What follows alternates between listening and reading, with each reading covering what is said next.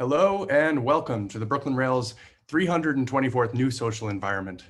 I'm Cal McKeever, Curatorial Assistant here at the Rail, and I have the pleasure and the privilege of being your MC today for a panel on Albert Pinkham Ryder, featuring William C. Agee, Christina Connett Brophy, Elizabeth Broun, Bill Jensen, in conversation with Choghakate Kazarian. We're also thrilled to have the poet Ali Van here, who will read to close today's program. We start all of our events with two important acknowledgements. The first is that here in New York, we are on Lenape-Hoking, the unceded land and waters of the Wappinger, Canarsie, Munsee, and Lenni Lenape people of the Delaware Nation and the Shinnecock Indian Nation. The second is the acknowledgement that Black Lives Matter. The heart of both of these acknowledgements is a commitment to the liberation of the oppressed and solidarity for all who struggle for freedom, in recognition that when it comes to liberation, our histories never unfold in isolation. In that spirit, I encourage you all to check out the chat for a living document of resources and actions. And now to introduce today's guests and hosts. William C. Agee is a curator and art historian who taught at Hunter College from 1988 to 2014, was the former director of the Museum of Fine Arts Houston and the Pasadena Art Museum. Christina Connett Brophy is the former chief curator at the New Bedford Whaling Museum, is one of the principal organizers of the Albert Pinkham Ryder exhibit currently on display. Dr. Elizabeth Broun was the director of the Smithsonian Art Museum and the Renwick Gallery for 27 years, from 1989 to 2016. Bill Jensen is a painter who has lived and worked in New York since the early 1970s. And Choghakate Kazarian is an editor-at-large for the Brooklyn Rail and is currently a PhD candidate at the Courtauld, where she is writing a dissertation on Albert Pinkham Ryder. Choghakate, take it away. Thank you, Carl. It's such an honor to be reunited here today and in the occasion of this wonderful exhibition that will open this Thursday at the Whaling Museum in New Bedford called The Wild Note of Longing, based on a poem by Albert Pinkham Ryder. The show is curated by Elizabeth Broun, Christina Brophy, and William Agee. We're reunited here. So the exhibition is about Ryder and his legacy within modern and contemporary art. It's quite an event because it has been 3 decades since the last Ryder exhibition that Elizabeth Broun has curated at the Smithsonian American Art Museum and the Brooklyn Museum. I can't imagine how difficult it must have been as a curator to gather these works that are so rare. I think the estimate of the entire Ryder production is about 150 and 200. I mean, 200 is probably too optimistic. It's probably closer to 150. So it's quite an event to have these works there in New Bedford. So my first question would be to ask you, how did this project started? Why and how did you feel the need and the necessity to have Ryder today in New Bedford, which is his hometown? You want me to start that, Betsy, or? You go. Sure. So the New Bedford Whaling Museum, you just touched on this. Ryder was actually from New Bedford originally and spent the first 20 years of his life there, and then went off to New York, where he was based for the rest of his life. But the New Bedford Whaling Museum has quite an extensive art collection of 19th century artists, from very traditional to reaching into the modern age, and owns one painting of his, which is a very small early landscape painting. And Betsy came to visit the New Bedford Whaling Museum with 2 of our very special friends and her friends to look at our Ryder. And she turned to me and asked me, have you ever thought of doing a retrospective on Albert Pinkham Ryder? And we are a middle-sized museum and not known for our art collection, although we should be more than they are. And I said, no, I haven't. And she said, I will help you do that. So really it was Betsy who made this happen. And then and opened so many doors that would not have been opened to us without her. So I'm eternally grateful to Betsy for making all of that happen. And then I heard from Bill Agee, and he sent me his book, which, if you haven't read it, became my Bible of Bill's legacy section.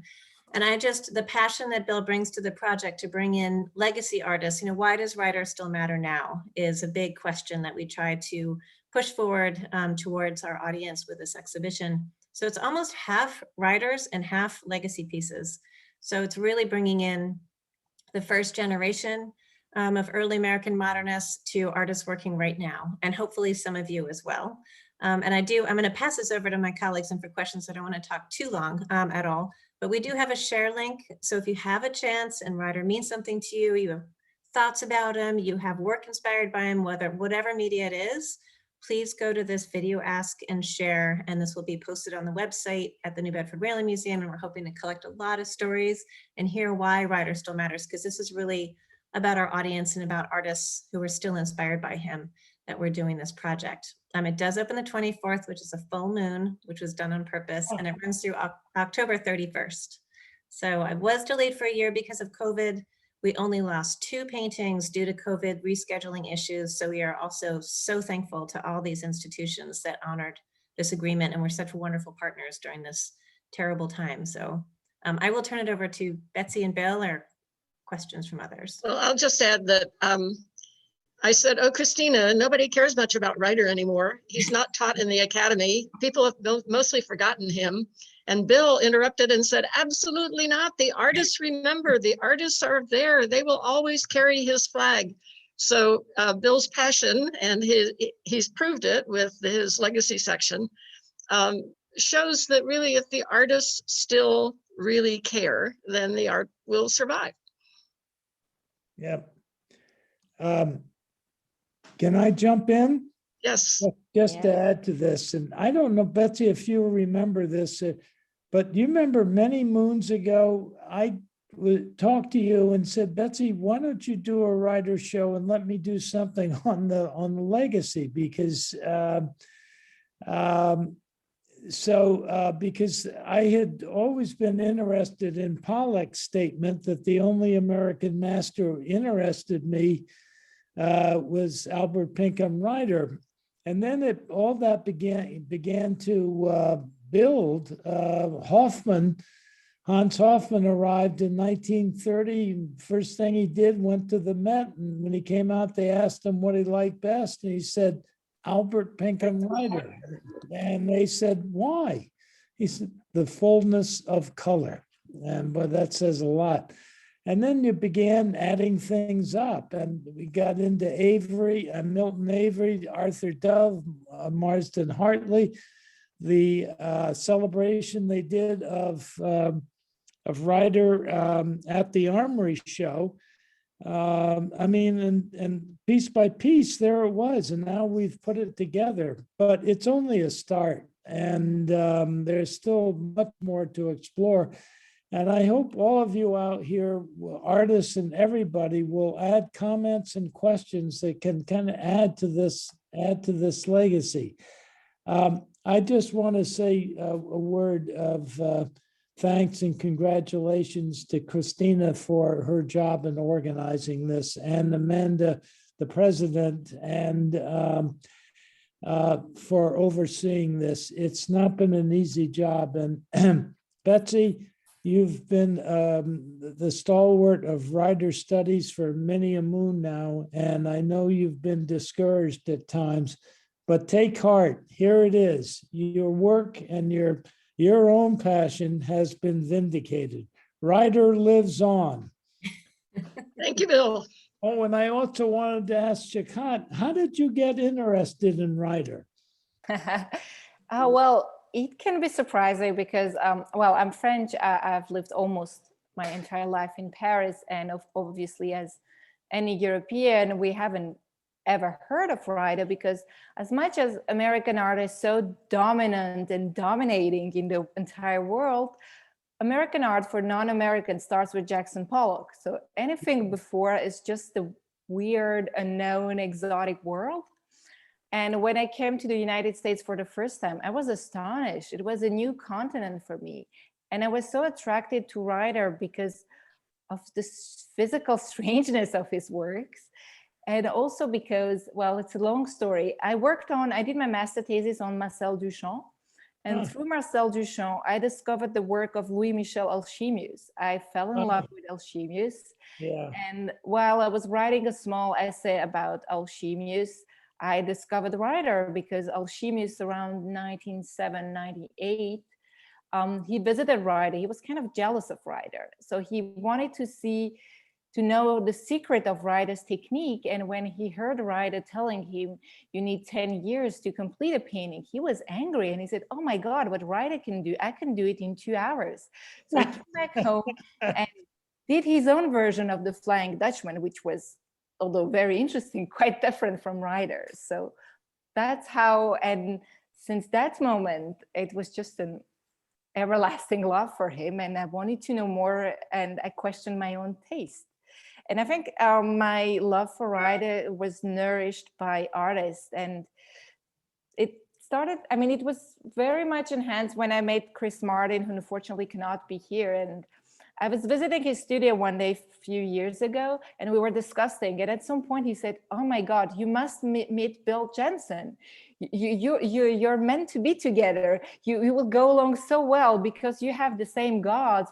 You have Albert Pinkham Ryder and Tarkovsky. So you must meet him. So he made a call to Bill, and he took his car and brought me to Bill Jensen. And of course, it was love at first sight. And somehow he also nourished my love for Ryder. And maybe, Bill, you could tell us a little bit about your own love for Ryder. Maybe we can see the video. Yeah, play the short video. Yeah, start with it. Can we do that, Cal? Just one moment. I'm getting it up. And this is the short clip, right, Cal? Yes, this is the short video. So this will be showing in a room adjacent to the main exhibition, but it's a short film by Sarah Cohen and Stephanie Wirtz from the Metropolitan. It's an independent documentary film project. But we'll be showing the 6-minute clip during the whole exhibition.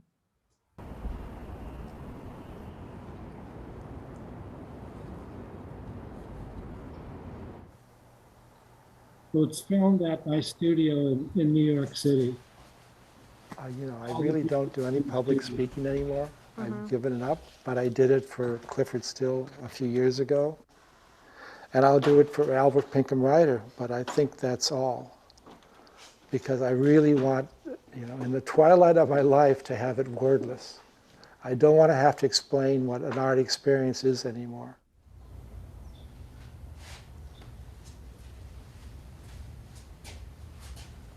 When I was a small child in Minnesota, I had Turtle Lake. And I had many, many epiphanies, powerful aesthetic moments with the lake, with the woods around Turtle Lake.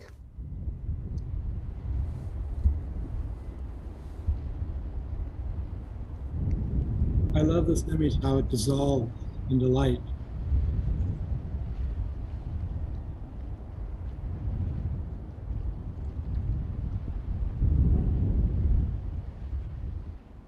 Every time I've had one of these powerful aesthetic experiences, it's like the picture window bursts and breaks, and I am with the object.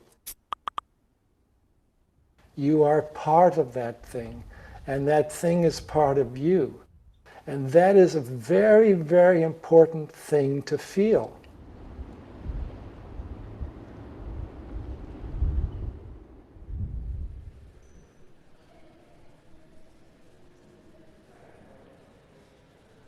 I had that with 5 small paintings by an artist who I didn't know, an earlier American painter, that to me looked like they were made out of stardust. They were made out of molten lava. They were not paint. It wasn't paint. He had somehow transformed paint in some kind of living tissue.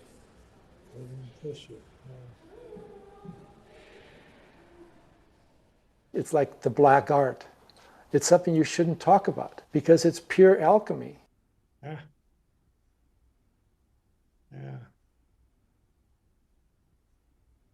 He worked on these paintings for an incredibly long time. It's not just urgency that makes a painting. Urgency is a quick instant. I use the word seepage, that you work, you let things seep down, you work again, you let things seep down. Every night, he would scrape the painting down, he'd come back the next day and work on again and again. And this process gives the work a tremendous amount of depth and feeling.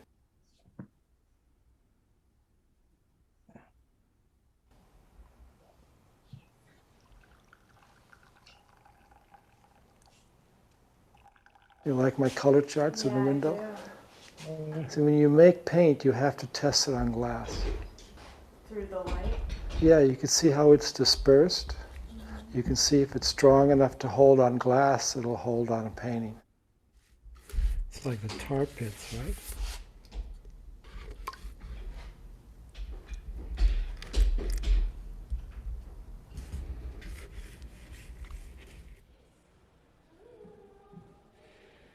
He has beautiful pictorial light. The moonlight trickles down on the water, then trickles on the sail of the boat. But then he has this inner light because of how he uses oil paint. It looks like there's a light on inside the painting that's showing out to you. You don't put a light like that in, you discover it in the paint.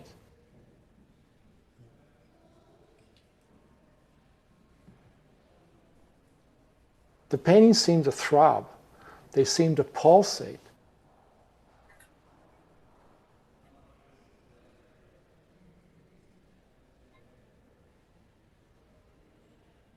I think he had an incredible understanding of technique to do this. Now it seems like the whole world wants to be pushing the paint into sculpture and this and that. But this is a tradition I think was born with Ryder.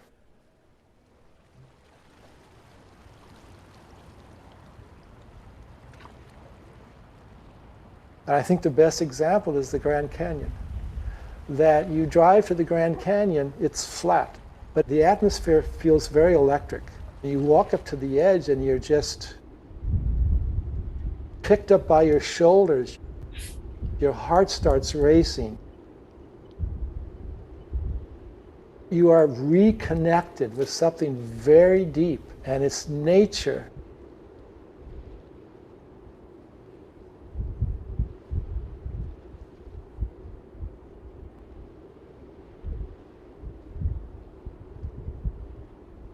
It's the force and power of nature that's revealed in all its nakedness.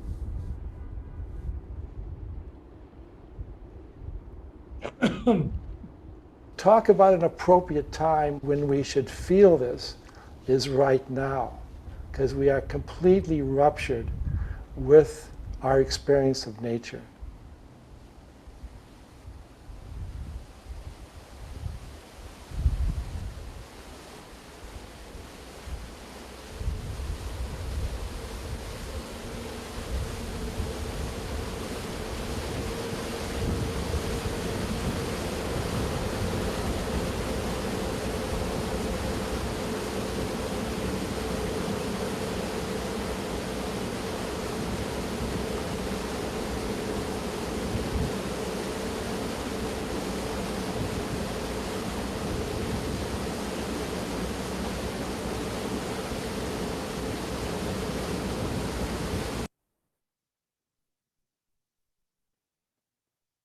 Well, I think they did a great job.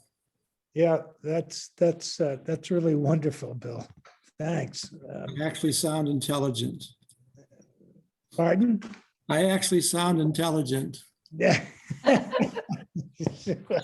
But I would like to expand it a little bit of that deep aesthetic experience. The Grand Canyon is on one end the most powerful, the most majestic, the most awe-inspiring, the most heart-pounding connection with that. But it can go all the way down to the most subtle. And you can have experiences, I think Agnes Martin is a very good example. Or if you just sit and contemplate land with trees and rocks, very simple, you'll all of a sudden feel yourself being drawn out. You'll be drawn out. You'll become part of that land, which then makes it landscape. You are connected to that force of nature where things are born, things mature, things fade away. They recess back into emptiness. That's what you're feeling. And we actually come from that, and we're going to go back to that. So I think that connects so deeply to people. And that's why I think great art is so important. throughout the ages. Thank you, Bill. I wanted to say something about what you call the legacy of Ryder. I've read the catalog with immense pleasure, and there's this sentence by William Agee that caught my eyes and brain, because instead of speaking of influence, which is a very complicated word, William wrote something very interesting. You said Ryder gives artists permission to feel again, to break free of the chains of theory. I think it's very beautiful. I don't know if there's something you would like to add, maybe Bill Jensen also. Well, let Bill go first. Well, I've always felt that personal aspect of Ryder. I mean, how you get drawn in. I mean, it's like a magnet, and the works are so small, but you're just drawn to them, and you really do, as Bill suggests, you become part of them. And I always felt that. But then as I took on this assignment and started thinking about it and asking people and talking to people, especially younger artists. I mean, I knew about Dove and Hartley, of course, but what I was, and Pollock and Hoffman, but what I was concerned with was how are artists today feeling about Ryder? And I made these remarkable and just ongoing kinds of discoveries, almost by happenstance. And I would, for example, Emily Auchincloss, who's in the show, and I quote her extensively, really clued me in on the deeply personal and private nature of Ryder and how he allows you to explore yourself personally, deep down, and how he gives you permission to be that, and especially in today's mega art world, which becomes more and more corporate. This is painting remains a personal matter, a deeply personal matter, and that's the real connection, it seems to me. And I came across Emily's work I was visiting, went up to the Museum of Fine Arts in Boston. There's a painting there I wanted to see. And on the way toward the gallery, Emily was an instructor in the education department. I didn't know her, and she had this little stand set up to explain Northern Renaissance painting, and they have this beautiful Roger van der Weyden. And I stopped and engaged her and was speaking with her, and I suddenly just stopped and said, "This is great, but tell me, how do you feel like Albert Pinkham Ryder?" I mean, it just came out of the blue. What God knows what prompted me. And she looked at me and stared at me with this wide-eyed expression as if, how do you know I love Ryder? She hadn't said anything, but that's when she said, "Ryder, I love him. He's my God." And I got to know, and so, I mean, just out of the blue. And it's just this deeply personal kind of art. It's just you and the universe in Ryder and nothing else. And you find yourself in the paint, in the surface, and so many of his works, especially the one, Bill, was the dipping of the prow where the moon is right there. It's the center. It's the power of the center, which applies to all great art, which pulls you in.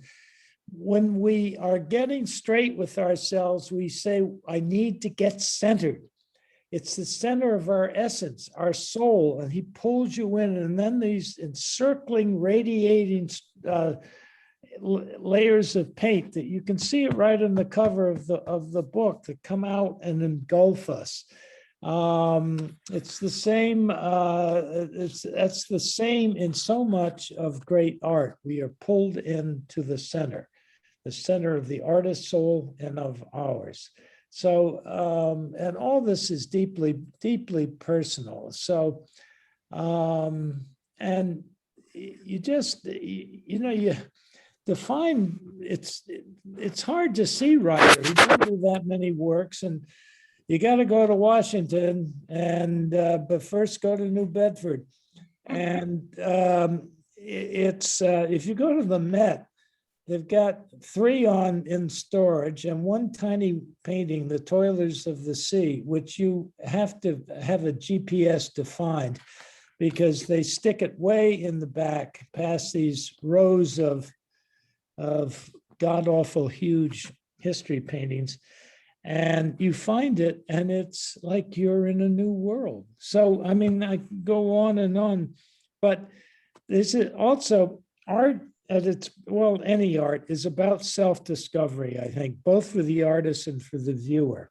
And this is this great sense of self-discovery, of the sense of who am I, that you can find in these paintings. I mean, enough for me, but Bill, what do you, I want to hear what you say. Yeah. I mean, for an artist, the idea of influence is very, very complicated.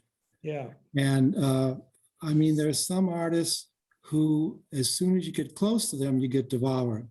Like Matisse, he's his manner is so encapsulated. But Ryder does have this, I think, deep connection with the cosmos, which when anyone feels it, they keep that in their mind. And what Bill wrote me, and I was in Italy, and he wrote me about the show, and I thought, well, there are some very interesting artists that I think have an indirect influence of Ryder. And I felt like Columbo, like retracing these steps of how Ryder got into their work. And one of them was Ronnie Bladen. Now, Ronnie was my closest friend, a great American sculptor, great American painter. And we never talked a lot about Ryder, but he would mention to me that Ryder was the most talked about artist when he went to the San Francisco Art Institute. Yeah. And the person who had just left was Clifford Still. And I made this Columbo-like detective association that Still was an egomaniac. He never talked about anyone's art except his. Yeah. But I think when he was with a student and trying to talk about art, he must have talked about Ryder. For Ryder to be the most influential artist at that time, talked about it in the art school. Ronnie came out of there and made these wonderful Ryder-esque drawings. They're so Ryder-esque, his early works. And then it developed into his paintings. And there's a primal drama that exists in Ryder's work that I think Ronnie had understood and brought into those heavy, heavy, thick paintings, which he and Al Hell had a competition who made the thickest. But I also see it in the large so-called minimal sculpture of Ronnie Bladen is this drama, this primal drama that connects to us so deeply. And then the other one was Rothko. And I thought, I read biographies and things, and I read this thing about Milton Avery, who really never talked about art. And yet Marsden Hartley, when he came to New York, would go out to Avery's house and studio and be there for dinner. And at the house at the same time was Rothko. And we all know that Hartley was a magnificent speaker on art and writer on art, writing on art, and also painter. And I think somehow Rothko understood this deep internal cosmic light Ryder had in his paintings. And then I wrote Bill, and he agreed with me, and he put them in, which I think is terrific. So the indirect influence is almost the most interesting. Yeah. I wish I had another, or somebody had another word for influence. It's a tough and tricky word, and you're absolutely right, both of you. I mean, it's a far more nuanced kind of thing. Legacy is good, though. I like legacy. Yeah, I mean, it's very open. Yeah, and I think I'm very interested in these connections, though. I mean, I think that at heart, and this is a very unpopular view, is that I think at heart, Rothko is a landscape painter. And I've illustrated that in the book. I mean, we forget that Rothko's first two influences and painters that he literally copied were Edward Hopper and then John Marin. And during the time of Rothko's coming into maturity, say in 1947, I mean, there is the great Whitney show that Lloyd Goodrich did. That's right, isn't it, Betsy? Yeah, Goodrich in 47. And that has an enormous effect on current art. But on it goes, and it's almost sometimes, I think, like Ryder is just there. You don't have, no one talks about him, but you just absorb him. And it's vast. And I dared say, and was not the first one, but Ryder is really the father of American modern art. So I think he's the father of American art. American art, Like yeah. Melville is the father of American literature. Literature, yeah. Melville and Ryder, right? Both in New Both Bedford. connect in New Bedford. Yes, I know. Yeah, Christina? We have a great town there. I can't wait to get there. I Yeah, know. Well, we had, I keep saying we, but I'm not there anymore, but the Siemens Bethel right across the street from the Whaling Museum is the actual, there's a pew in there with Melville's name on it. That's where he sat and later wrote that chapter called The Sermon. It talks about the streets of New Really? Bedford. And it was right around Ryder's, yeah. all that stuff started to happen. Well, yeah. there is that paragraph in Moby Dick where Ishmael enters the inn and sees this painting. And he describes it perfectly. It's a perfect Ryder painting, except it was years before Ryder. Yeah. But his description, it was beautiful. So it was in the air. I think there's something in the water in New Bedford that I'm interested to drink. The sea will do it. It's a description of Ryder before Ryder. It's also a description of Pollock and maybe even Clifford Still. I mean, the itchy, witchy, squitchy botch of what I can't remember the words. Yeah, that's it. That's it. I wanted to ask you one more question before we move to the Q&A. It's my own personal Ryder obsession. It's about his slowness in completing paintings. One day, Bill Jensen told me about seeping time, and I know William Agee wrote about this idea that at the end of his life, Ryder redirected his creativity somewhere else. And also Elizabeth wrote about how even the people who look at Ryder's painting, you need time to truly appreciate them. Maybe you can say something about this idea of time and this slowness. I know, Bill Jensen, you also take some time to paint. You're not among the fast who just complete a painting in 1 hour. You're not on the alchemist side, but more on the Ryder side of painting. So maybe you can tell us more about this aspect of creativity that is really at the core of Ryder, I believe. Yeah, well, I think, I've written about this in the lecture, how Ryder would paint that day, scrape the painting down, put a thin wash on top of the painting. When you do that, the images from that day are still there. Yeah, good. Yeah, I think, John Dewey wrote beautifully about this when he said, a great philosopher, that he said that he feels that art is not about an inspiration moment. It's not an explosion of a moment. It's more an implosion where the artist will have some kind of feeling and then work, and then that feeling will be kind of fallen down in the psychic and then dredged up again and dredged down again. That implosion of feeling is what would give the art a kind of unfolding. So you have a great experience when you first see a great piece of art, but you still have an infinite unfolding of a similar experience that you never tire of. It's bottomless. It's this unfolding of the experience.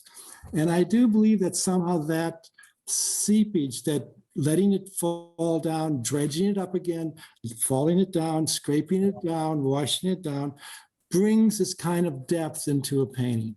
And I think in that way, you discover the content and the light in the painting. You don't put the light in, you don't put content in, you discover it.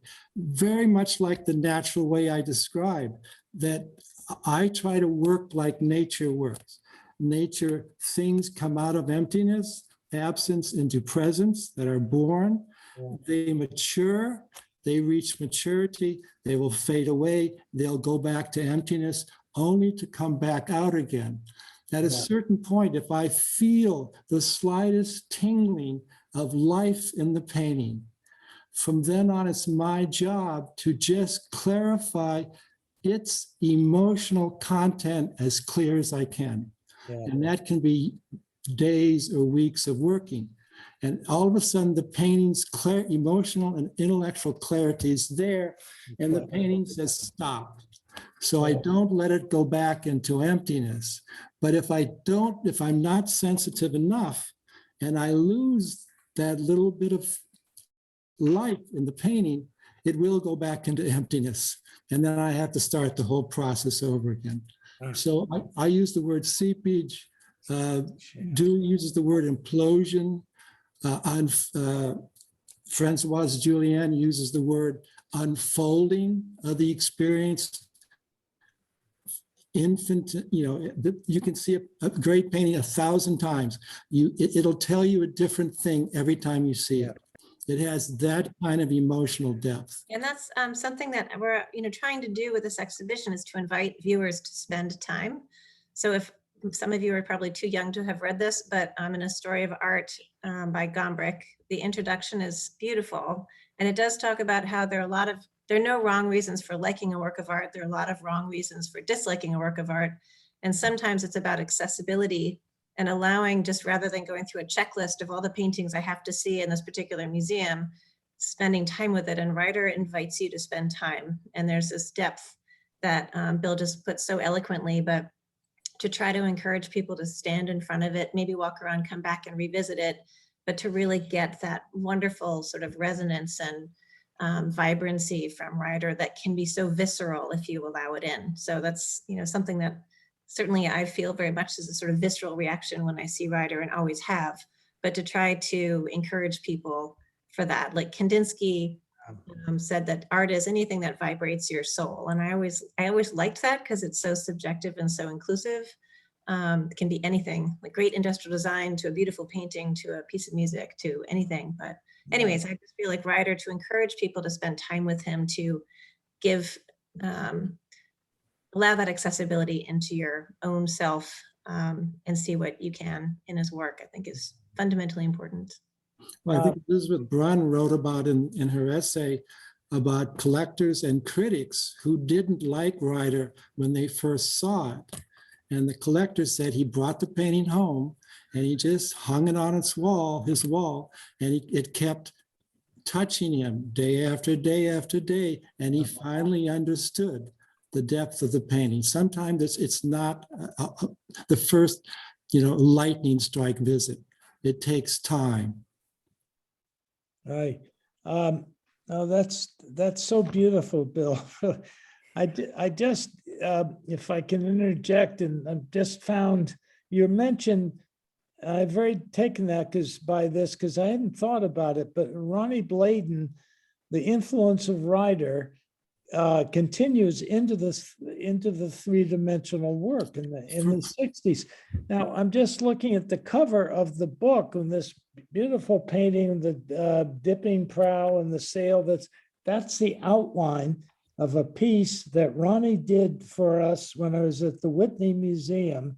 The first sculpture show biennial in the new building. And with that pointed, the prow pointed, and then the body of the ship, that's exactly what he did. He made it more geometric, but that's exactly those bold shapes. Another discovery. Thank you, Bill. Yeah. Thank you very, very, very much, everyone. Now that we have just barely scratched the surface, I Yeah. think we can move to the questions from the audience, because I can see there are many of them, which is a sign of Ryder's legacy. Carl, I think you Yeah. can start opening. But I have a question for you, though, and I'm in the audience. This is Bill. Okay. Yeah. What are you doing? Are you covering Ryder's whole life in your dissertation, or are you working on a particular aspect, or? As I believe it's very difficult to come after Lloyd Goodrich and Elizabeth Broun as a Ryder scholar, because they've done so much and covered so much in their books 3 decades ago. Actually, I'm working on one specific aspect of Ryder, which is not the easiest one. It's his slowness in completing painting. Slowness. And what time means for him. So it's very much focused on this aspect of his production and life. Yeah, good, great, okay. Thank you. Maybe you could do a show of Alchemius and Ryder. And Oh, That'd be a good show. I'd like that. that would I be would love that. Yeah. Okay, thanks. Good luck with it. Keep pushing. Thank you. All right, thank you, Choghakate. So please feel free to drop your questions in the chat. We can log them and I will get to you, everyone that's asked a question so far. So the first question we have is from Valerie Hurd. I am asking to unmute you now and you can ask your question. Oh my goodness. All right. Gosh, I feel like I've been outed here. So I'm curious because I think I discovered Ryder when I was in college because I had been told about him by my family. And when I went to New York to really kind of look him up at the Met, there wasn't a lot of information about him. And I had been told at that time, we're talking about the early 70s here. So I'm kind of older. And I had been told by my mother that I was related to Ryder through his sister. And when I asked about that, I got a very unclear answer. So I've never known. And I guess when I checked, dates didn't really match up, but I've always been curious whether, what his family background was. And our family came from New Bedford as well, so. I think Albert Pinkham Ryder had brothers, but no sister. And they all moved to New York. And I think it's possible that there was some family connection, but I don't believe he had a sister. Okay. Okay, so it must be the spelling is the same and the Ryder family in New York was the same, but so I don't know. I have no clue. Ryder is a somewhat common name in that area. Like Hopper did a painting called Ryder's House. It's a different Ryder family. But they may all somehow be related in the way back. Okay, cool. Great, thanks. Right. Yeah, his Ryder's sister-in-law in New Bedford. Maybe it might be who you're related to as well. Right. There was a sister-in-law in New Bedford. Well, you see, as an artist myself, who incidentally works very slowly, they all pointed to my connection to Ryder as the reason for my artistic ability. So I was willing to go with that until proven otherwise. Sure. The spiritual connection. Yeah, right. Well, thank you. Thank you, Valerie. Next, we're going to go to our friend G.E. Schwartz. I'm asking to unmute you now. Yes, thank you so much. I've been waiting for this one for quite a while. He's always illuminated my life, Ryder. I was wondering is the fact that Ryder composed poems in conjunction with so many of the paintings make him one of our first multimedia artists, especially since a lot of times he would display the poems along with the paintings? I've never thought of it that way, but maybe. I mean, you're right that he'd love to write poems and pair them with paintings and display them together. Hadn't thought of him as a multimedia artist, but there's a new angle. Yeah, put it down. Yeah, thanks. We have a beautiful Marston Hartley gull, the gull from Brooklyn Museum in the show. And the only thing on the label is Hartley's poem to Ryder, or about Ryder, because it was earlier. Yes. But right before he died, he painted the gull and wrote this poem about Ryder. And we were meant to have the dead bird in the exhibition, but it's one of the two that fell subject to rescheduling issues with COVID. So unfortunately, we just have a little reproduction of dead bird, but we still have gull by Hartley, but it all happened right within a year of his own death. So it's kind of an interesting memento mori in his own way. Is that the poem that is about Ryder in his old age?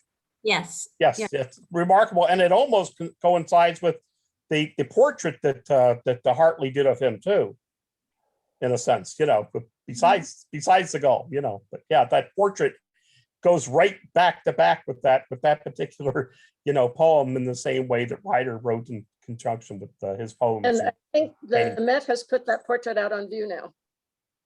I don't know if it's to coordinate with our show, but I think it's recently gone back on view. So you can go there to. Good. And remember too that Bill Jensen wrote a beautiful poem about Ryder that is also on the exhibition label, and on the Brooklyn Rail, I think is the first perhaps to publish it, or that's where I read it anyway. Well, I'm a painter, not a poet, so poets, please forgive me. Thank you so much, all. Thank you, GE. Next, we have a question from Nancy McCarthy. I am asking to unmute you now. Hi, I wondered, I had read, I think it was in a biography of Marsden Hartley that Ryder used black shoe polish when he ran out of black oil paint. And does anyone know if that's true? Thank you. Ryder probably used everything. Yeah, yeah. Well, so can I jump in here? Yeah, Elizabeth. It's very much a part of Ryder's legend that he painted with shoe polish and ashes from his fire and maple syrup and bitumen and 10,000 other things, but none of that seems to be true.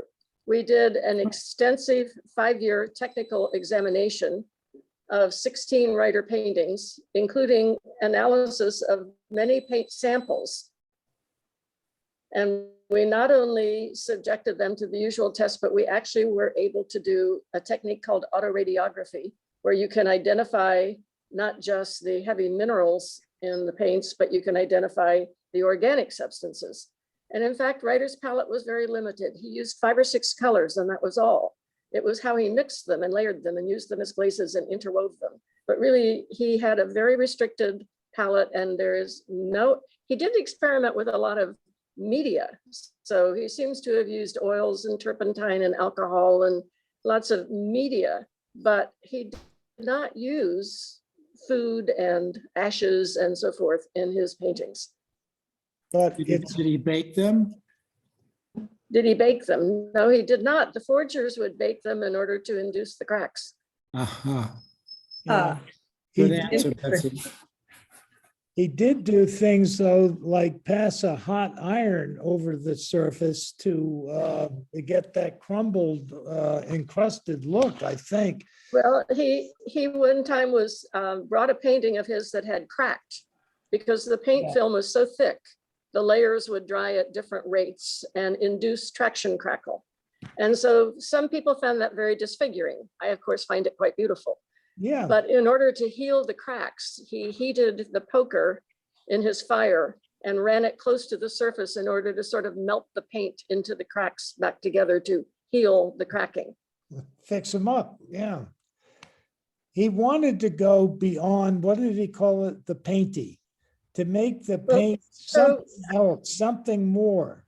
Right. I think Ryder was maybe one of the most original artists of the last 500 years. And it's really because for America and for his generation up to that time, he was really the first to discover the powerful expression potential in paint. And also, we haven't talked as much about it, but his compositions, I think we were talking about pulsing and surging, and the compositions, the rhythms within are constantly in motion. There's a surging quality always that is organic and pulsing like life. So the combination of the paint film, which feels, as Bill so eloquently says, like living tissue, and the composition, which feels always in motion in an organic way, it had never been done before in America. And it introduced aesthetics as the point of the picture. It no longer was just a subject, a painting of a subject. It now was an aesthetic object. Yeah. Yeah, one thing I just want to mention now that, I mean, Bill and Betsy and I have been working virtually all this time. And now that I've been in the gallery and seen Jonah on one wall, and just to my right is Thomas Hart Benton's The Cliffs, which is at Martha's Vineyard. Yes, I looked at the Benton when Betsy suggested it, and I was like, yes, I can see Ryder in that. But now that I see them just right in the same corner, not right next to each other, but there's this echo of this sort of circularity of this sort of rhythm to each work that's really pretty phenomenal when you're in the space. So a lot of these relationships I kind of intellectually saw, but when you're in the space, it becomes very physical. Like there's a physicality that is just undeniably similar in that kind of surging, rhythmic, aesthetic. It's just really magical when you're in that. All right. Well, thank you. I see that Joan Hanley had a follow-up question to that on the use of materials and colors. So Joan, I've asked to unmute you. Hi, yes, I was wondering, Elizabeth, what were the 5 colors that he used? So he had a kind of a dull yellow, a kind of earthy, pale yellow. And then he had a lumpy, coarse, kind of creamy white that seemed to have a lot of impurities in it because it's dense and very heavy. And then he loved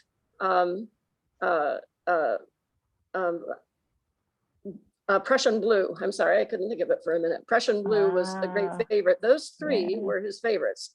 He also had kind of a raw umber, a reddish raw umber. So if you look at his cattle or when you see the browns, that's a reddish raw umber. He didn't seem to use, for instance, green, or sometimes he would glaze something in a brighter red, maybe a lake red. But for the most part, it was this umber and a Prussian blue and a dull yellow and a dense, creamy white full of impurities. He somehow got a reputation as a colorist. And so a lot of the forgers would use 23 and 25 different colors in their forgeries. You get alizarin crimson and all these exotic colors, and Ryder never used those. The palette was very consistent across all of the pictures. So that makes a relationship, which I think we can talk about too, with Rembrandt. Yeah. Rembrandt had a very limited palette. He also, Rembrandt's painting, light flickers all over the painting, just like Ryder. I think Rembrandt and Ryder are very close partners. Yeah, that's a really good call, Bill. Christina mentions this in her essay. I'm glad you brought that up. That's really something that I think we could talk more about. I mean, that's how universal Ryder is in his appeal and in his ability to pull us in. I think that's absolutely right. Boy, the mysteries of life are in both of those artists. I mean, Ryder is the equivalent of when you wake up at 4 o'clock in the morning with some question that you can't figure out about life, and it's so deep. Yeah. I love this idea for 4 a.m. existential questions. Yeah, I mean, when the 2 days after 9/11, I, as we all were, was distraught. I mean, how does this happen? What I did was I went to the Met, and I went right to the Rembrandts at the Met and looked at those self-portraits. And you look at him, and he's looking at you, and he's telling you there's some things you'll never know. Try as you may. There's that kind of emotional and spiritual depth in Ryder and Rembrandt. I've also suggested, and I'm sure others have, but I think the generous use of paint, the fullness of color, as Hoffman talked about, I think there's a connection with Van Gogh there somewhere. I mean, the color is all different and all, but somehow that use of the material, the thickness of it, and it seems to me to relate to Ryder. I've asked Betsy this question, and Betsy knows Ryder went to Europe, but the chances that he ever saw a Van Gogh were very slim, right? But So the reason he wouldn't have seen Van Gogh is because Van Gogh's works had not been purchased and put on display yet. You know, Van Gogh sold next to nothing during his lifetime. right. He went to Europe and he went to the museums and he saw a lot, and he was deeply moved by what he saw, and it had a huge impression. I'm pretty sure, you know, there was a kind of moment when Ryder went from being a pastoral, very lyric pastoral artist of sheep and cows and landscapes. And then at some point, the horses become Pegasus, and everything takes on a higher key and becomes kind of the land of the muses and the poetic imagination. Right. I think that was what happened as a result of his experiences in Europe. He suddenly saw the potential for a higher, more ecstatic life of the mind. But I think he didn't see Van Gogh because Van Gogh wasn't to be seen before 19. Right. Van Gogh, he's shown in 1901 in Paris in a big show at, was it Bernheim June? I'm not sure, but it was that's when he becomes known publicly. Yeah, I don't know. I do find a real closeness. And in fact, in my essay, you know, I feel Jonah, which is this summa of painting, right, is really about the existential issues of rebellion and death and resurrection, and you know, how we approach those big subjects. And it's very much like Starry Night, you know, with the cypress trees representing death, and then the celestial orbs in the sky. Yeah. So they're both about death and resurrection. Oh, that's really good, Betsy. Yeah. Boy. But not because I think he saw, I don't think, they were painted at almost exactly the same time, by the way. They were painted within a few months of each other. But although, of course, Ryder worked on Jonah for 10 years. When Van Gogh painted, it was sort of towards the height of European culture. When Ryder painted, it was just the infinite beginning of American culture. Yeah. So I think you can see the contrast there, which one could paint a painting in one day and one took 10 years. Yeah. Right. GE in the chat wonders if Ryder saw Turner, or Ryder knew Turner's work. I think he probably did see Turner. The question is what impact it had. You know, he spent a fair amount of time in England, and Turner was big. And I think, you know, I think it was in his consciousness that he saw Turner, but he never talks about Turner as, you know, somebody who particularly moved him. He liked Corot, he liked Millet, he liked all the Barbizon painters. He doesn't talk about Turner. You know, a similar thing happened to Turner, as you just talked about with Ryder going to Europe. There's a period in Turner's life of 3 or 5 years where his patron took him to Paris, to the Louvre, and he saw these great masterpieces. And before that, Turner was a mannerist landscape painter, very flat. His patron also took him to the Swiss Alps. And you see Turner in the Swiss Alps trying to do this mannerist thing, and all of a sudden everything collapses and starts swirling around. And we get the Turner we love. So I think the same thing happened to Ryder, probably in London at the National Gallery. All right, well, thank you. Next, we have a question from Ronnie. Can I jump in on one more thing there? Since we were talking about the relationship to Rembrandt, we know Ryder went to the Rijksmuseum because he entered his name in the guest book.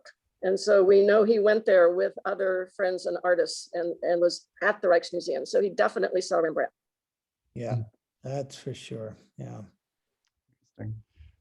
All right, well, next we have a question from Ronnie Ronnie, I am asking to unmute you.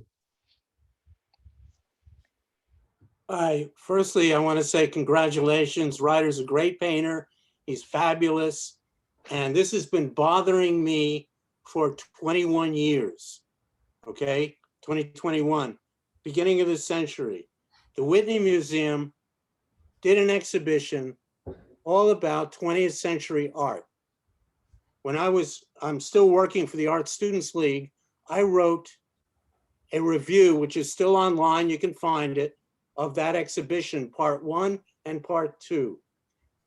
When I saw part 1 and I went to the opening, I couldn't believe that Ryder was left out of American painting 20th century from 1900 to 1950.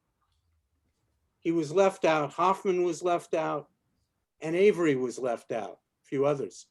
I immediately realized that it's all political, that the Whitney Museum was trying to basically say conceptual art matters and painting doesn't. And I knew that part 2 was going to be worse, and it was. But I asked Barbara Haskell, why is Ryder left out of this exhibition? And her answer to me was, he never made anything in the 20th century. So Betsy, maybe you can elucidate. He did. You know, his peak years were from maybe 85 to 1900. The 20th century was not his strong suit. I have a personal theory that he developed adult onset diabetes, and he gradually kind of became more infirm. He had more trouble walking. He had more trouble with his eyes. He would complain in letters to friends he couldn't paint because his eyes were so painful.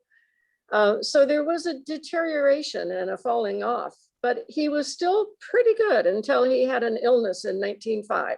In 1905, he went to the hospital for a number of weeks, and he was never really the same when he came out. So in that sense, we don't think of him as much as a 20th century artist. He continued to work, however, right up until his death in 1917. Sometimes he was repainting earlier paintings, you know, going over and over, but the great works that we recognize Ryder for were mostly done before 1900. He was also an enormous influence on Marston Hartley. Yes. For me, as an American painter, Hartley was a huge influence on contemporary art of my generation. Yes. And without Ryder, Hartley used to follow him around like a kid. And Ryder would teach him and talk to him. So I've never forgiven them for leaving out Hoffman, 1900 to 1950. Avery, she wrote a book about him. Yeah. And Ryder. I think Ryder influenced, obviously. I said to Barbara, Pollock said, this guy's the best American painter. But anyway, congratulations. I needed to say this. You have a great show. I appreciate that. You know, I think Hartley, maybe along with Lloyd Goodrich, was the most sympathetic person to Ryder's art, and who saw and understood it first and was most eloquent in discussing it. Maybe right up until, oh, I don't know, Bill Agee or Bill Jensen. Ronnie, hi, it's Bill Agee. I don't know that it's political. I just, you know, museums in general and the Whitney in particular, I mean, who can explain I mean, you drive yourself nuts trying to figure out. I agree. Why this? They were leaving color out. Color didn't matter anymore. It was gone. Well, yeah, you know, it's funny. They I mean, Golitsky out of part 2. They left all the colorists out. No color. The Whitney and most museums don't understand. They still don't the force of color. And the language of color, that it is, along with Cubism, 2 of the main drives in modern art from the late 19th century on, or the early 20th century on. You know, there's that wonderful book, Chromophobia, by You know, by what's his name? Oh, Lord. It's a great book, but we've always been afraid of color. People back off from it because it deals with emotion, and we're terrified of our emotions. And psychology. Ken Nolan told me one day, Ronnie, color is a psychological language. Yeah, there you Never go. forget. Right. And so they don't know how to deal with it. I think the Whitney also bought into, they never did much with color field in the 60s or 70s, neither Olitsky nor Noland so I think it's just something they just never got into. Hoffman's greatness still eludes many people. And why? I mean, I don't know. But Hoffman, well, here's the thing. I think you hear people still say, well, Hoffman, he's just playing with paint. Well, what do you think painters do? And because Hoffman, remember, said of Ryder, he loved Ryder in the Met, thought it was the best thing he saw for the fullness of color. And it's not just the hues, but the paint itself. Excuse me. So I'm not surprised. Stay safe, man. You too, Ronnie. Thank you, Ronnie. Looking good. Thank you, Ronnie. Next, we have a question from David Richardson. David, I will ask to unmute you.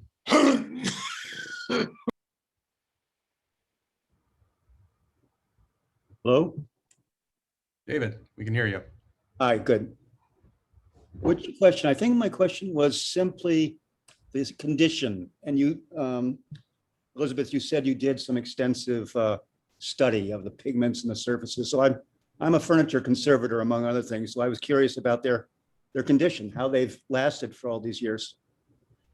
Well, they're very organic and they have a lifespan and they tend to age not very well like the rest of us. Ryder knew that and he accepted it. And there's a famous comment that he made about consider the Venus de Milo, something about even without a head or arms, she's still beautiful because a thing conceived in beauty must always be beautiful. He was frustrated when people complained about the condition. That's why he tried to heal the cracks with a hot poker to melt the paint. He kind of accepted the condition issues. He knew it was the price of experimentation. He always considered himself experimental. And there's that great quotation where he says, I'm like an inchworm on the edge of a leaf reaching into the beyond where I cannot otherwise touch. He knew he was pushing the envelope and going into territory others had not gone into. So he was very willing to accept the condition. Interestingly, starting in the 60s, there were sort of two schools of how to deal with these rapidly deteriorating paintings. And at the Smithsonian, we hired Sheldon and Caroline Keck, the famous conservators from the Brooklyn Museum, to come and conserve our writers. And when you read their treatment reports, it's like reading about the battles in the Civil War, because they would strip off the support and scrape down the gooey things on the back of the pictures that had never dried and reline them and put them on, they did these amazing treatments. And ironically, they've lasted pretty well. They look good. I mean, those are the paintings in the New Bedford show. Oh, good. The contrasting view was done at the Metropolitan Museum, where James Rorimer had a kind of very modern and scientific idea that you should not do anything to a painting that couldn't be reversed. And so they couldn't come up with a treatment that they could be sure they could reverse. So instead, they just photographed their writers every 5 years in order to document the deterioration. So now if you go into their Luce Center, where a number of the writers are living, some of his most gorgeous paintings are frankly a wreck. I mean, Bill's favorite one is the Curfew Hour. Mine is the Forest of Arden. The Forest of Arden was one of the most delicious, delectable, eloquent, spiritualized paintings ever. And it really is falling apart now. But I think Ryder would have been okay with it. He would have loved them. That's what he was shooting for. And because it pushes beyond the normal boundaries of what a painting could be. And I don't think he cared if it didn't last forever. He wanted to create something new and different. He wasn't necessarily, it's like even, I remember Christo and Jean-Claude would say, oh, everything is temporary. Even the dinosaurs are not permanent. yeah, right. Well, he was one of the great American experimenters. And Yes, he was. He's exploring the technology of painting and seeing what it could do, what it might. Exactly. Yeah. And so, I mean, I place him along. He was a great American pragmatist too. I mean, try this, see what happens. If it doesn't work, well, go on or try something again. So, I mean, he's essentially modern in that sense. I think I agree with Bill regarding Curfew Hour. It's probably my favorite painting of Good for you. Ryder. Good for you. I always go up to the Louvre Center at the Metropolitan Museum to look at this painting, and it's so impressive. All these layers and layers of different worlds layering in them. It's just such an impressive painting. Although I've always asked myself, am I looking at a Ryder, or is it just some wreck that is not Ryder anymore? It's a very intense painting. It's wonderful, and it is a writer. You can be sure of that. Thank you. That's what he was looking for. And Betsy knows Ryder inside out far better than anyone. Than anyone. But I know that's what he was trying to do. I think you know Ryder too. All right, next we have a question from Michael. Michael, I will ask to unmute you. You can ask the question. Yes, my name is Michael from Birmingham, Alabama. And if you care to comment, it would be an honor. I'm acting as an informal, unofficial ambassador to my museum because I love our museum here in Birmingham, Alabama. But we have a writer. I've left the link in the chat a couple of times, and it alludes to Byron's Childe Harold pilgrimage. And would it be appropriate to add to the conversation a few words about that canvas? I put it in the exhibition that I did in 1990, and I'm actually looking it up in the book right now to see if I can remember. I didn't know that. That's good to know right there. It was in the exhibit 1990. Okay. 21 years ago. Yep. Oh, maybe I didn't put it in. Hold on. No, and while you're looking that up, it also relates to the question earlier about poetry, literature, and visual art. That's an example there. The word is ekphrastic. He did love to do to use poetic references, and in some cases, it's not clear that he's necessarily painting the poem. So the one that's called With Sloping Mask and Dipping Brow, it's not clear that there's anything Coleridge related in that, but I think he liked the title because it's about dipping and flowing and, sloping mask and dipping brow. I think he liked those allusions, but I don't think he was actually painting the message of the poem. Childe Harold, now that's Byron. Yeah, I can't remember why. I remember the painting. It seems to me that the question was provenance, and maybe you can send me the provenance by email and I can get back to you. Okay, well, thank offline you. Today. All right, well, thank you for the comment and for adding to the conversation. I'm glad I could attend today and share that too. Thank you, Michael. It happens to be one of my favorite paintings in the collection. Yeah, it has that nice mounted horseman, and Ryder loved to do mounted horsemen, and especially white horses, which eventually became this. You had the landscape there too again. Right. Thank you. Thank you, Michael. Thank you. Next, we have a question from Lynn Crawford. Lynn, you can unmute yourself. Hi, that's actually I'm glad that guy before me asked the question because you were talking about Moby Dick as a literary reference. And I've always thought, even though I think it was published 50 years before he was born, of The Rime of the Ancient Mariner and his work.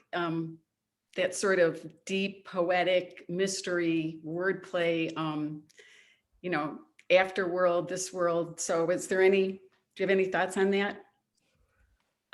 He was very much living the life of the mind at some point. You know, by 1880, maybe even before, he had become consumed with poetry and painting. He rarely went out. He sometimes would walk the streets at night and look at the moon, but he didn't, you know, he liked hanging out with his friends and going for oysters and beers and so forth. But for the most part, he stayed at home and he read poetry. He read a lot and he knew almost all poetry. The question always comes, what did he know about music? I think he loved music, but I'm not as aware that he heard or pursued music as much as poetry.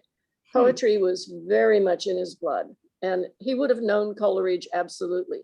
I think he knew all the Elizabethans pretty well. So the Romantic poets, the Elizabethans, I think those were in his blood all the time. Thank you. Okay, Lisa Hochstein in the chat has mentioned about the topic of time in Ryder's work, and I was wondering maybe you wanted to discuss that. As Choghakate, you mentioned it, and Bill, you did as well. Not a specifically phrased question, but as just as any observations that you might want to lend about the use of time. I think it's quite a fascinating subject because why take 10 years to complete a painting? There's absolutely, I mean, not obviously at least, no technical reasons to do so. So he had his own reasons. I think there are many of them, probably some technical reasons because he was painting wet on wet on wet. So paintings had hard time drying, so he had to wait. I think there were also other reasons because he was working very fast at the beginning, then just glazing, varnishing and glazing and scrapping and varnishing. And that's another reason. And there was also a more social reason, I think, to that. It's because when he didn't want to deliver a painting, sometimes he would just scrap it down or destroy it to kind of postpone the delivery of the painting. And there's also probably what Bill Jensen said about seeping time. I think there's there were gusts of former layers that still stay in the painting that you can feel. And that's probably the main difference you feel when you see a forgery, which are most, I mean, we were discussing this probably just before the talk, that actually most of the forgeries are good paintings, but they like this awkwardness, but also this layers of time that you have in real writers that you don't have in the forgeries that are just one layer. Yeah, and I think like there are two in the show that just spring to mind, but Lorelei, which Betsy can certainly speak more about, which actually has a new life now. Betsy, you haven't, I just saw it, it's been restored again since you saw it, since I saw it last. So a lot of the cracks have been remedied by wonderful conservator at the Smithsonian, Amber, who sends her best. She undid a lot of old restoration work and redid it, and it just looks much better, but the Lorelei just isn't even there anymore. And then two, Spring, which is from the Toledo Art Museum, which is beautiful, beautiful painting. But there's just barely this echo of this almost invisible, transparent woman and child in that painting that he sort of reworks things so many times, and there's so much evolution over decades that parts of them have disappeared and moved around, and they do have this kind of almost I don't know, this long history of just tracing the path of various characters within paintings, particularly with Lorelei. Well, I think there's another influence that I wrote Bill about, which is Myron Stout and Forrest Best. But Myron Stout coined this phrase, "You have to paint every damn atom." Yeah. I didn't get to Myron Stout, Bill. That's on the to-do list, but you're absolutely right. There is that primal drama in Myron's work. Yeah.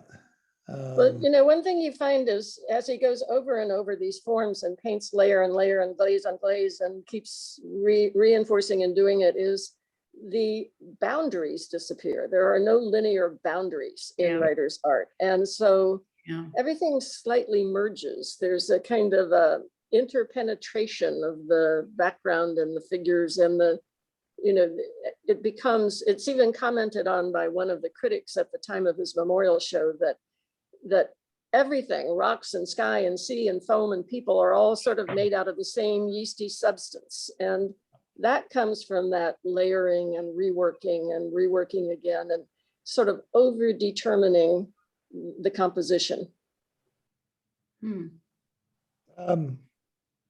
Betsy, it just occurred to me, have any writers been that were deemed not good? Have you had any second thoughts on any of them that, well, no, I think they are good? From time to time, paintings have been questioned that I think are quite wonderful. And I've been outspoken because it's really easy to cast dispersions on a picture and put a little black cloud over it. Yeah. And then suddenly it's shown with words like attributed to Ryder, but it suddenly is no longer like a real writer. And I feel like it's consigning it to a purgatory. Yeah. So pretty outspoken when I think that an original painting is somehow being downgraded. And I'm more than willing to go to bat to keep it in the pantheon of the real. Yeah. Well, you've mentioned there's the case of the Hirshhorn and the deaccession for paintings because they weren't quite sure about them, or somebody thought that they weren't right, maybe. There's also at the Addison Gallery, American Art at Andover, where I first saw art, they have 4 writers and they've always been in purgatory. And I'm wondering have you seen those recently or? Not recently, but I did 30 years ago. Yeah, I don't wonder. You know, I went to one college art museum one time and they said, oh, we have 2 paintings. You know, one is an absolutely beautiful, classic, fabulous writer. And the other we think probably a forgery. And they brought them both out. And I said, well, you're right. You've got one wonderful writer painting and the other is likely a forgery. You need to reverse them because the large seascape that's got everything perfect, that's the forgery. And the little smaller one with the glowing color and the sort of murky background, that's the real writer. Yeah, that's interesting. Yeah. And there is one forgery in the show, the Normal Hall, which maybe Betsy could explain better, but it's from the Metropolitan, but it's the only forgery, but only it was for decades, right? Attributed to Ryder until that was reversed. So the forgeries got very Baroque. And, you know, the person who wrote the first biography of Ryder was planting attributions in that biography, saying, oh, if only these lost paintings could ever surface again, they would be great treasures. And then, hey, miraculously, 4 years later, the painting surfaced. And so there was a lot of skullduggery going on right from the get-go. The people who petitioned the court to be executor of Ryder's will went on to forge paintings. So, you know, it's really hard to trust anybody in this saga. Having said that, the Norma Hall was indeed a painting that we know Ryder exhibited in very early in his career. It's listed in an exhibition history. And there is no painting Norma Hall that we're aware of. Nobody's found a painting called Norma Hall. So suddenly in the 1920s, Norma Hall resurfaces. And guess what? It's large, very elaborate. It's got a very beautiful Oriental scene. It's from a poem called La La Rook. And so the curator at the Met, who felt he'd kind of missed the boat with Ryder and didn't really have a great example, petitioned his director and the trustees to please, please, please buy this picture because we have to have it. It's, you know, the largest, best, most wonderful writer to come on the market. And so they did. But of course, it's a forgery. It's a very elaborately documented forgery. I mean, I won't bore you here because it would take forever, but, you know, it was a plant. It was painted and then planted to appear to be a rediscovered masterpiece. So, you know, the stories are kind of beguiling in their, you know, it's just as Ryder really is the only virtuous person in these stories. And that's not true. A couple of his artist friends were also virtuous, but for the most part, everybody else was a scoundrel. But when I showed Joan Washburn, a great American dealer years and years and years ago, she told me a story that she had, a woman brought a Ryder to her that was in a wood burning stove kitchen and was very, very dark. And she brought in Goodrich and some of the other experts and said, is this a Ryder? And they said, no, it's not. And Joan looked at it and said, no, I think it's a Ryder. So she made a deal with the older woman, that if it wasn't a Ryder, that Joan would pay for the cleaning. So she had the painting cleaned, and it turned out to be a Ryder. And if my memory serves me right, it was the monastery, which she tried to sell to the Whitney and other New York museums. They weren't interested. It took her like 10 years to sell it to a museum in Long Island. I have news for you. It's not an original. It's not original. Lord Goodrich was almost always right, and the monastery is unfortunately not accepted as a writer. And you start off with a story like, oh, it was hanging in a wood-burning kitchen. There are 10,000 reasons why we're bringing you a wreck and claiming it's a writer. You start with the hair on the back of your neck should go up as soon as you hear that. Yeah. But at any rate, I regret to say the monastery, I don't think is accepted by Goodrich or me. Does Joan know that? I don't know. Don't tell Joan. I love Joan. A lot of people have made writer mistakes, and I'm sure Joan is in good company. Clement Greenberg once said that sometimes the forgeries are better than the originals, some originals. Right. Yeah, and he said that sometimes the forgeries are more accepted because they're more formalistically right. Where if you're pushing paint, you're going to make mistakes. So you can tell the real thing by a forgery. There's no mistakes in a forgery. There's mistakes in the real thing. Mistakes, yeah. No mistakes. There's no doubts. There's no hesitancy in forgery. Exactly, yeah. Yeah, and it can be confusing because many of these forgeries are quite old, almost as old as real writers. So Yes. when time has There were passed. forgeries appearing as early as 1912, right after the Armory show. Forgeries started to appear, and a couple of times Ryder was asked to sign things that he didn't think were original. So they were appearing even during his lifetime, the last few years of his lifetime. The awkwardness of some writers often has an explanation. I'm kind of intrigued. This painting in the exhibition called Pegasus Departing the Land of the Muses, I think it is, shows a kind of awkwardly foreshortened horse rising up into the sky. Right. And it's been commented on that, Ryder was a really good painter of horses. He absolutely knew horse anatomy, and he did some beautiful horses. This one looks a little awkward. And so we think it's possibly explained by the fact that he was inspired by the ceiling painting of Aurora in the Louvre, of Apollo pulling the chariot across the ceiling, and that he's trying to sort of imitate that idea of being elevated up on the ceiling. So, it's a somewhat awkward picture for a guy who really knew his horses, but there's often a reason. And that one is shown next to one of his earlier pastoral horse scenes. And then on the other side of it is the little Pegasus from the Hirshhorn that was reattributed back to Ryder very recently, thanks to Betsy. There is. Which one is that? I don't have a picture of it on my really acceptable. But it's a little tiny piece like this. It's very more jagged and less sort of less aesthetically soft.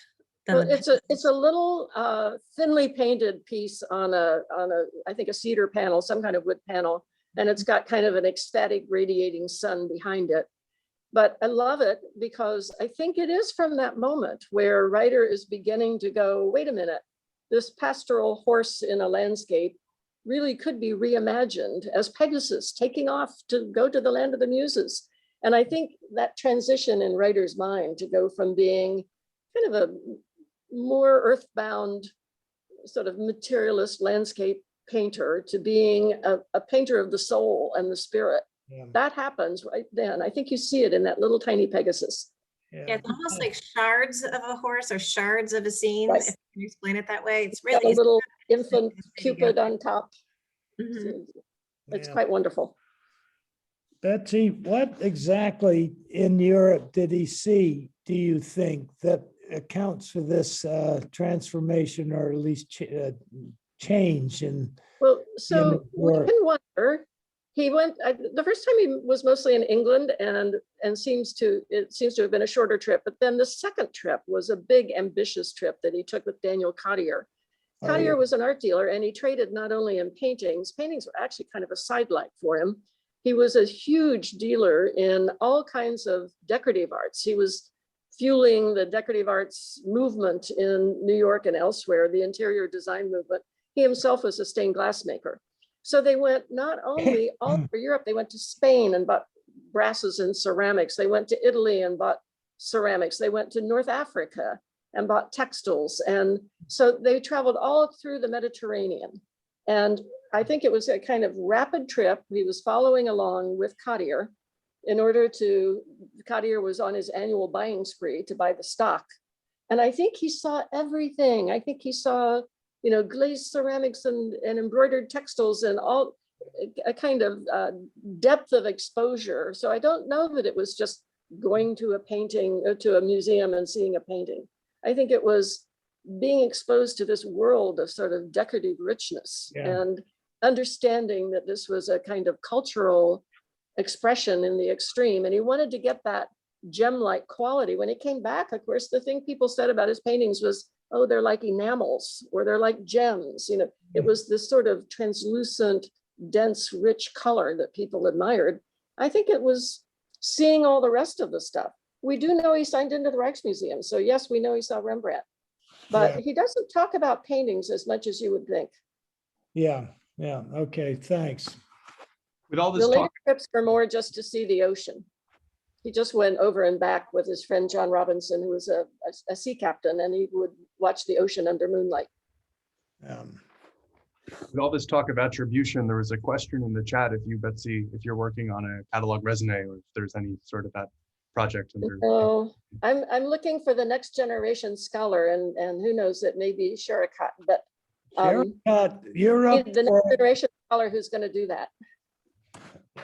It's actually quite a good question because Lloyd Goodrich worked for half a century on Ryder, just trying to sort out what the forgeries are, what the real ones are. And he was heading towards a catalog raisonné, and I've never understood why he didn't publish it. It's like as if he embodied Ryder's own unfinishedness himself, because he had everything in his archives, everything ready for a catalog raisonné. Maybe Elizabeth, you know why? He worked on it for years, and he also was doing Winslow Homer, and he was doing Thomas Eakins, and he got those projects completed, but he did not get the Ryder one done. He started writing a narrative, and if you read Bill Homer's book, basically he gave all these materials to Bill Homer at the University of Delaware, and Bill promised to carry on the work. And Bill did publish a book, which he said is a collaboration with Homer. I did get a copy of Goodrich's manuscript, and you can see major passages in the Homer book are written by Goodrich, but not all, and some have been changed. The real problem was that it's impossible to examine the Goodrich papers. They're restricted, and so you can't really know what Goodrich said about something. With basically, Bill said, oh, it's a blended opinion. So Bill did not like certain paintings that I quite like and that I know Goodrich liked, but it's hard to get that blended opinion distilled out so that you can see what was Goodrich's point of view. Goodrich wrote elaborate descriptions. He was very methodical. He was a superb scholar. And if you could ever get access to his papers, it would be a godsend. What's the restriction? I don't know. He gave them to Bill Homer, and Bill Homer restricted them at Delaware. Oh, There may be Homer a did it. but I don't know. Yeah. It seems they're kind of opening up. I spent a day there. I've had access to some things, but not the catalog raisonné part. But I don't know. It seems in between. So I'll tell you if I have access at some point. Okay. Bill was sensitive. He wanted his decisions about, his answer was, well, Goodrich got very old and he no longer could make these judgments. And I personally would beg to differ. I think Goodrich had superb judgment. That's just not true. So Homer Yeah. would sometimes disallow a painting that Goodrich had accepted. But it's very hard to read Goodrich's opinion. Yeah, he, right to the end, Lloyd didn't miss a trick. I worked with him closely when I was at the Whitney, and he would go to exhibitions, not just of anybody. Every Saturday, he was out looking at shows, and he'd get the catalog or just the invitation, and he'd write down elaborate notes on each and every painting, and then put them in the files. So he was scrupulous. He was sharp back. When I started working on Ryder, there were a handful of pictures where I thought, well, Goodrich liked it, but I don't think that's a great painting. But as I would work more and more and more, I would come to see that Goodrich was right. Yeah. In every instance, I was wrong, he was right. Yeah. Lloyd was a big influence on me. Me too. Yeah.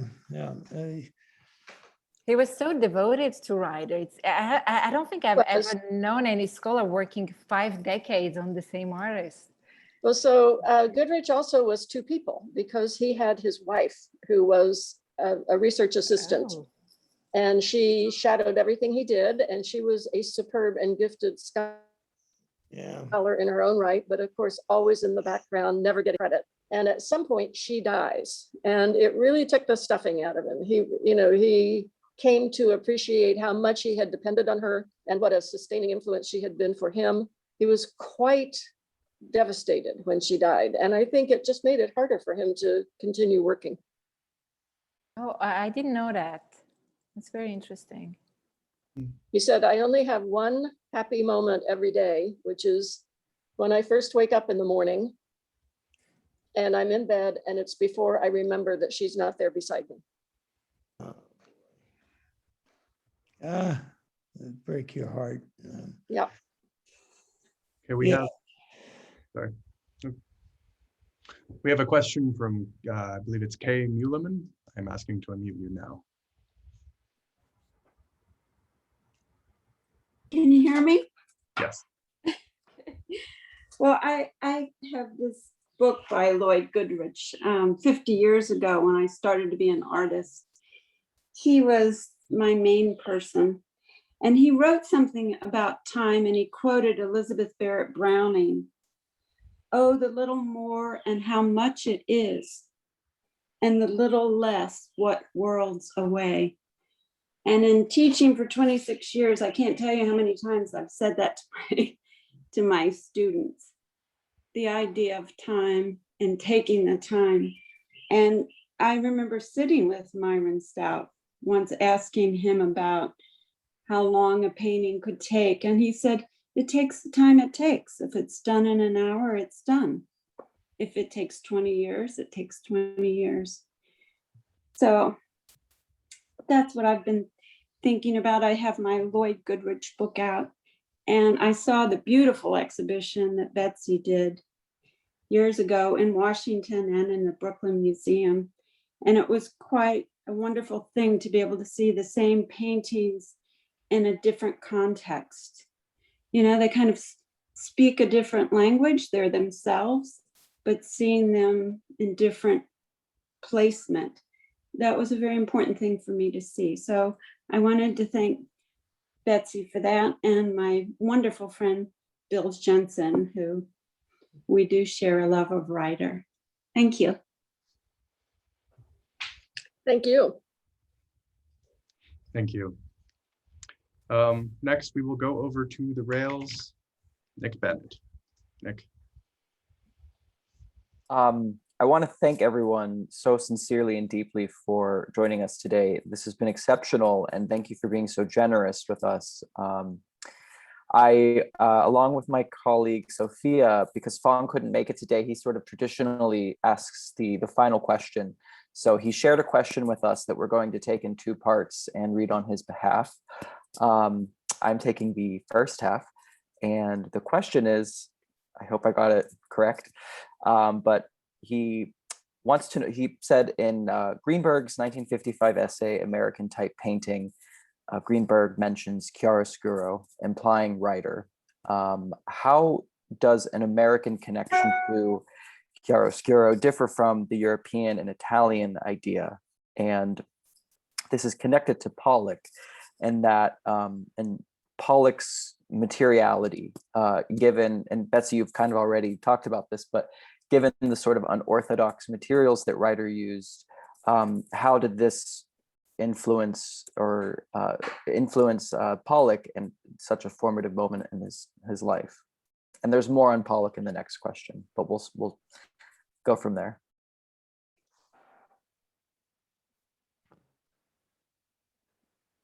That's for Bill. Yeah, I think that's a Bill question. Either Bill. Bill,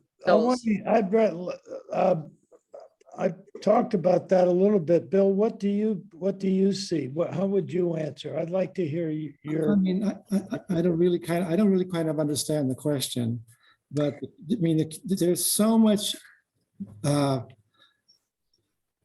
physicalness of Ryder, and everything is pulled up on the surface, that you don't get that Da Vinci chiaroscuro of things, or Giorgione, things fading off way in the back. So I really don't understand the question. Yeah, I wouldn't really say it's chiaroscuro, not as Bill says. I mean, I'm looking at the dipping prow and the sail, and though there's dark and light, and it's a pretty dramatic contrast actually. And you don't have that fading in and out of chiaroscuro. I think that one of the things that Ryder does is appeal to later artists is this sharp division. I mean, it melds into each other, but there is a sharp binary composition, light and dark. So I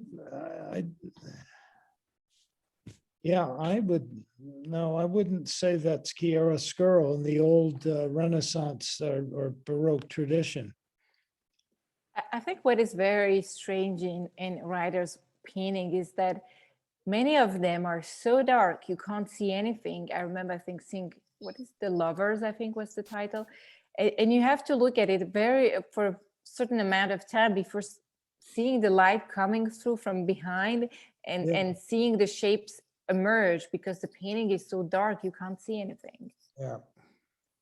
Well, again, chiaroscuro is depicted. It doesn't come from within. I think maybe a simplest answer. Bill's described that very well. It's likely I naturally just didn't translate what Fong was intending to ask, but I think maybe what he was getting at was just that, the connection but difference in that sort of traditional sense, and what Clement Greenberg was sort of establishing in this in that essay. So that they are very different, but the sort of similarities in some ways. Now, about the physicality of Pollock, yes, and I think that we can say that Ryder really starts in American art anyway, the emphasis on the physicality of the fullness of color. And by color, we mean hue and paint, the paint itself. I mean, I think that's, and there's then also the physicality of the internal movement, say in Jonah, most famously. The movement is in the canvas again. It's not depicted, and we feel it within the paint. So there's a direct connection, and of course, in the internal kind of Baroque, for lack of a better word, Baroque interlopings and interlacings that you see in Ryder are transferred via Benton to a great extent, and into Pollock. Because one question I've been thinking of is did Benton teach Pollock about Ryder, or was it the other way around? I'm not so sure anymore. Well, thank you. Pollock worked for a time for an art dealer in New York who did a show in 1932, or did a book in 1932 of over 200 purported Ryder paintings, and Pollock was an employee in the gallery at that time. Unfortunately, more than half of the paintings in that publication were probably forgeries, and that gallerist was actually promoting and commissioning forgeries. So he was not a, you know, it might have been hard for Pollock to know which were originals and which were forgeries. But did Pollock need to know the difference? I'm not Might be a sure. question we would ask. I Sure, think, and he may have known Benton even before, so it's possible. yeah, it's just interesting. I mean, sometimes I raise this question. I mean, did artists learn from the forgeries? It seems like maybe they did. Didn't Pollock Pretty much. forgery? Pardon? Didn't Pollock himself make a forgery? Was that Well, something? it can't be proved, but there is some circumstantial evidence to suggest that Pollock needed money to take a trip west to see his ailing father, and that he may have forged a Ryder in order to do so. But in any case, he was working for the Farragill Gallery, and the Farragill Gallery probably generated more forgeries than anybody else. When you're setting out to make a forgery, you're still making your own painting. It's always going to be different. So that's interesting, Betsy. You told me that a long time ago. I forgot that. So then he went on to his own painting called Going West, which I think commemorates that trip, and it's very Ryder-esque in style. Absolutely. So I was talking to a painter, artist, mostly sculptor friend of mine who still teaches at Hunter, Peter Dudek, and this was years before this project. And I was talking about how much I love those early Pollock Ryders. And he said, "You like those?" So next week he brought me in his own version of it. I have it hanging here in my house. There you go. I was going to put it in the show, but I decided not to. Maybe I should have. Well, anyway. Betsy, didn't Ryder sign paintings of friends so they could sell them? So as I say, I think he was quite ill in 1905 and was in the hospital. And after that, I think he never fully recovered. And the forgeries began to proliferate. And in order to protect themselves, there were collectors who would bring him a list of their paintings by Ryder, or even the paintings themselves, and ask that he either sign the painting or authenticate it in a letter or whatever. And Ryder would usually sign.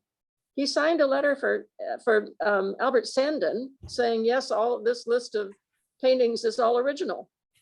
Well, one of them we know is a forgery. Did Ryder know that and he just didn't want to embarrass Sandon? Or did he just not remember or pay attention? You know, he himself was not firing on all cylinders at the time. So, you know, I think he was also just by nature a very sensitive guy who never wanted to hurt the feelings of anyone around him. He was kind of hyper aware of all of that. I think he would have hesitated to say, "Oh, I'm sorry, this one's a forgery." So he just sort of went along. God bless him. But maybe he didn't know, you know, maybe he was really, I don't know how ill he was. You know, the last few years he moved into Louise Fitzpatrick's home. She kind of took over his life. When, you know, they were on 16th Street for a while, and then they moved to Long Island. So he became less and less able to look after himself. Yeah. Everybody, I gotta go. I got an important tennis match, and boy, pardon? I'll see you in New Bedford. Absolutely, a couple of days. I want to thank all of you. This has been terrific. I think this is one of the best compendiums of Ryder information and ideas that I know of and that we've done so far. So maybe you guys should just keep talking. And some poetry to hear also. Yes, yes. Oh, yeah, yeah. Well, thank you, William. Appreciate it. Appreciate you being here. Thank you so much, William. Thank you. Good luck with the dissertation. Thank you. I'll see you on Thursday. Okay, great. All right. Thank Thanks. you. Bye-bye. Bye. Oh, and I do want to mention before everybody logs off or we go to the poetry, which I'm dying to hear.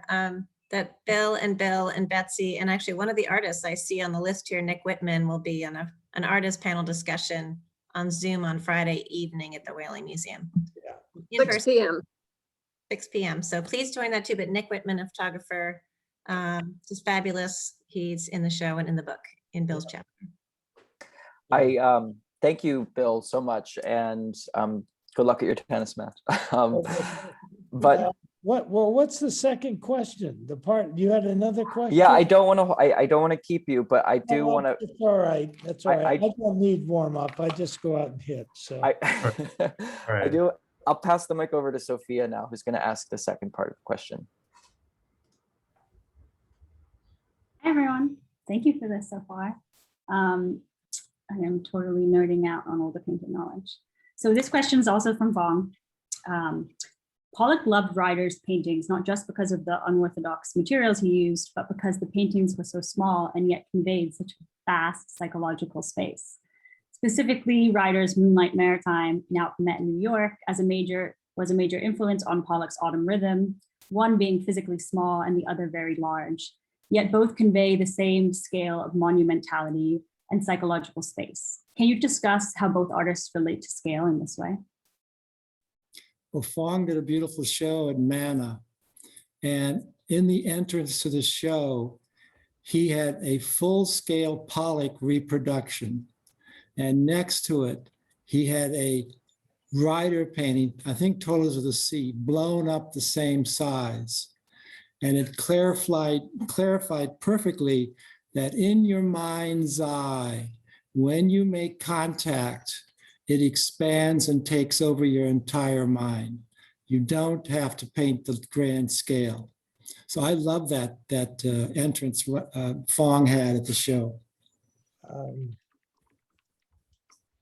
And I just want to mention too, it's not a Pollock you would typically see, but Bill chose this beautiful little Pollock called TP's Boat in Menemsha Pond from the New Britain Museum that's in the show. And it's next to a Thomas Hart Benton and next to a Ryder, all three are of the vineyard. But it's tiny. It's like, we just unpacked it the other day. It's this big and it's a Pollock and it's such an extraordinary little gem that it's very unusual. I think it's in your chapter, Bill, also, I think. Yeah. But it's a very small piece that TP Benton later donated. He was the son of Thomas Hart Benton, donated to New Britain in the 70s. So anyways, but it is a small scale that's very unexpected for Pollock in the style of Ryder and Benton. I think they coined the phrase intimate monumentality. Intimate, beautiful, beautiful. Yeah, exactly, Bill. I'm gonna go play tennis. See you. Thank you so much. Thank you. Thank you, everybody. Have Thank a you. good day. Thank you so much, Bill. Thanks, Nick. Okay, so at the Rail, we have a tradition of ending our community events with a poetry reading. So today I'm thrilled to welcome our poet laureate of the day, Ali Van, to the stage. We'll read to close today's program. Ali Van practices axiology. With blood breath, her commitment finds absolute through living architecture, gastronomic ancestry, silent geography, and manner song. In this moment, she gives to blue in Minnesota. Through sea witch, she lays life to intrinsic porosity, kindred weather, and sovereign peoples. In a wilderness, she writes. I must say, Ali participated in Olivier Berggrun's guest critic page last summer and designed the cover for that issue. Ali, take it away.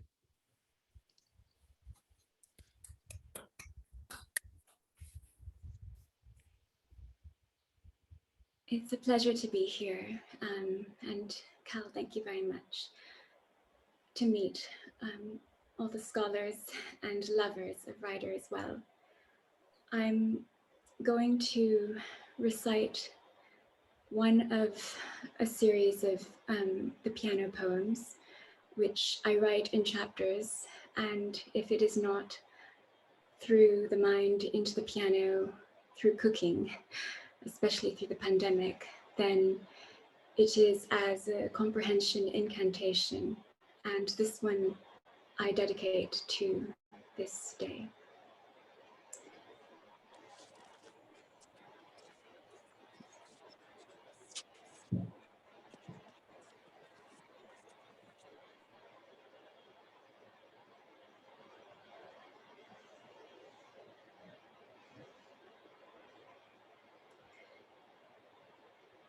To the present day, we wear our wave broadly. To the present day, we wear our wave broadly, brave only if to catch that guiding light. No glistening a glimmer lest to maximize our space of rest, our place within soulful death-bound love. Come, wither my spirit, try, encounter my spirit, play by ear to nose, until without a breath, mech, room, forcing breath, mech, mind, writing transformation. Transmute, translove, transliterate, heist. No, my mind, my hand to your pale concession. No blue heart in sight. Acquiesce, no, acquiesce, yes. Give in to light, charge wave with your shadow, charge heist, with your words for our truth index. Constrain only to manner your folds so that they may give wave, give blue wave ride, its signal free. Constant constraint only to free. Covet only to truth. Hiding never, never lands of dusk sailing dreams. Come, whither not come, protrude like the sea, homonym, accent, point, clash, O sun, what may tomorrow be? Grasp your knife to my cucumber and pickle part, pickle pulse, pickle to open one soul, collecting mist over fingers. Come to what might be, for I am here, arc, to court upon forest breath. Hark, my suffering heart, forging coy, a canyon toward that sun, beyond our spoken veil, beyond my let and every lay, screen protected. Paint this a depth in time on team throughout our theme, beyond my contradiction. Come, lore, come storied, evolute, punctuate, apply. Tell me your kind accent. Augment our beginning without your horror. Let the birds go, let flowers bloom, let ginkgo flutter in warm wind. Let me rest, let me put it in color, take nothing but a gift of my sanity to you. Stop harking, stop biting, stop pressing my play over your buttons. Come, feed the hungry, frame her spider majesty. No hornet to sting, just honey from our spirea bumblebee. One wave abreast, an organ wish, O pious meet, pious train, my every acquiescence to your sacred waters. Go ride, my nest, come in, go far, maintain this premonition. Now we can breathe. The time has come to let one wave for another.